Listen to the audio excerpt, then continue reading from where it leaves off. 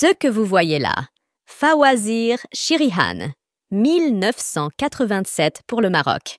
Et ici, Fawazir Shirihan, la même année, mais pour l'Algérie. On constate que l'émission illustre très clairement les distinctions culturelles entre le Maroc et l'Algérie, à travers les tenues vestimentaires. Pour les femmes, le Maroc est représenté par des caftans et des tekchitas, un artisanat ancestral du royaume chérifien. En revanche, pour l'Algérie, ce sont des pantalons montgolfières d'inspiration ottomane qui dominent la présentation. Côté masculin, le Maroc est représenté par la djellaba, accompagnée du tarbouch, un accessoire iconique. À l'opposé, l'Algérie s'affiche avec un habit turc, témoignant encore une fois d'une forte influence ottomane. Et si l'on revient à Miss Univers 1961, l'observation est frappante. La représentante marocaine portait une tekchita, mettant en avant le savoir-faire local, tandis que la candidate turque arborait le fameux pantalon montgolfière.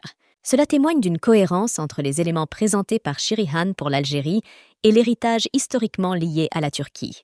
Des images qui démontrent que les deux pays, bien que voisins, possèdent des trajectoires culturelles et historiques très différentes. On voit que le Maroc préserve et revendique un style unique, enraciné dans des traditions millénaires, tandis que l'Algérie reflète davantage une influence ottomane dans ses représentations vestimentaires. L'archive, parfois cruelle, ne fait que souligner ces contrastes avec clarté, alors n'y voyez aucun mal. Les archives jouent un rôle essentiel dans la préservation des identités culturelles. Elles agissent comme des témoins fidèles, capturant les détails des traditions et des savoir-faire propres à chaque peuple. Dans un monde où l'appropriation culturelle devient un sujet récurrent, elle s'impose comme une référence pour distinguer l'authenticité de l'emprunt.